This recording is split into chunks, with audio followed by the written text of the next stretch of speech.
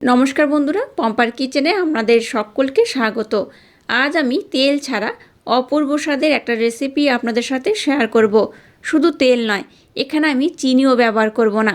তেল অথবা চিনি ছাড়া আজকে যে রেসিপিটা আপনাদের সাথে শেয়ার করছি, আশা করছি বাচ্চা থেকে বড় সবাই ভীষণ পছন্দ করবে আর খুব মজা করে খাবে।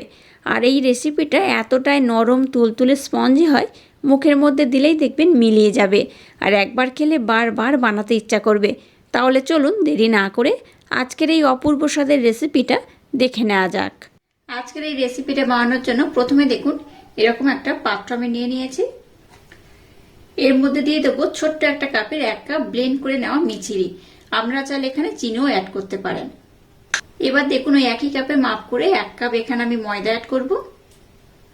1 চামচ দিয়ে দেব সুজি। এখানে কোনো রকম তেলের ব্যবহার আমি করব না। সামান্য একটু লবণ অ্যাড করলাম, সামান্য একটু দিয়ে দেবো এলাচ পাউডার আর 1 চামচ দিয়ে দেব মিল্ক পাউডার। এবার এই শুকনো উপকরণগুলো একটু ভালোভাবে মেখে নেব।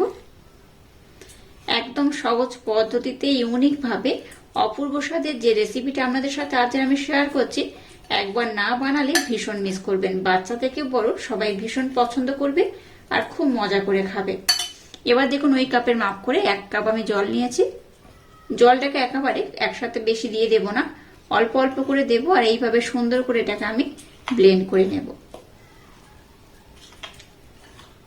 মিশ্রণটাকে দেখুন খুব সুন্দর করে রেডি করে নিয়েছি। আর এখানে মোট আমি 1 কাপ জল ব্যবহার করেছি। আমি আপনাদের ঘনত্ব দেখিয়ে দেব, তার আগে এখানে আমি 2-1টা উপকরণ অ্যাড করব। দিয়ে দেবো ভ্যানিলা এসেন্স 1 চামচের মতো। এই চামচের মানে ছোট্ট চামচের 3 ভাগের 1 ভাগ দিয়ে দেবো বেকিং পাউডার আর একদম সামান্য পরিমাণে খাবার সোডা অ্যাড করলাম। এর মধ্যে অল্প একটু আমি জল অ্যাড করব।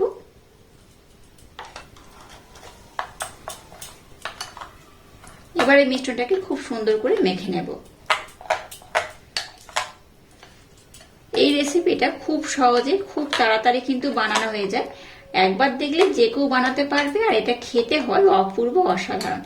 এইভাবে একবার বানিয়ে দেখবেন, বাচ্চা থেকে বড় সবাই ভীষণ পছন্দ করবে আর একবার খেলে বারবার বানাতে বলবে। যাই হোক, মিশ্রণটাকে আমি খুব সুন্দর করে রেডি করে নিয়েছি। চলুন এবার আমি নেক্সট স্টেপ আপনাদের সাথে শেয়ার করব। এবার দেখুন এরকম ছোট্ট একটা ফ্রাই প্যান আমি নিয়ে নিয়েছি। কেক বানানোর জন্য এরকম একটা কাগজের মোল্ড আমি নিয়েছি, দেখে বুঝতেই পারছেন।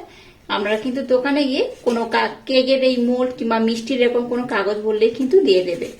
তো এইভাবে আমি এটাকে দিয়ে দেব।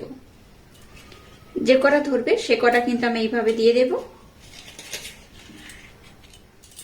আমি এখানে 4টে করেই দিয়ে দেব। এবার দেখুন যে ব্যাটারটাকে বানিয়েছি এখানে আমি দিয়ে দেব। একদম ভর্তি করে দেব না, কারণ এটা যখন হয়ে যাবে অনেকটা ফুলে যাবে।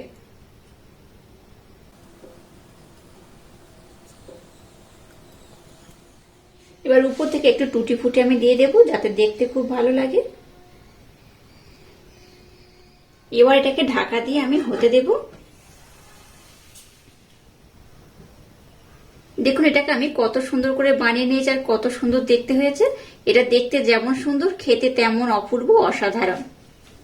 এবার দেখুন একটা বড় কাঠের স্টিক নিয়েছি, এটার মাধ্যমে দেখিয়ে দেব এই কেকটা হয়ে গেছে কিনা। এরকম মিনি কেক একবার হলেও ট্রাই করবেন, আশা করছি বাচ্চা থেকে বড় সবাই ভীষণ পছন্দ করবে আর খুব মজা করে খাবে। এই দেখুন এই স্টিকের মধ্যে কিন্তু একদম কিচ্ছু লেগে নেই, তার মানে কিন্তু কেকটা খুব ভালোভাবে হয়ে গেছে। এবার আমি গ্যাসটাকে বন্ধ করে দেব আর এইভাবে আরো কিছু কেক আমি বানিয়ে নেব।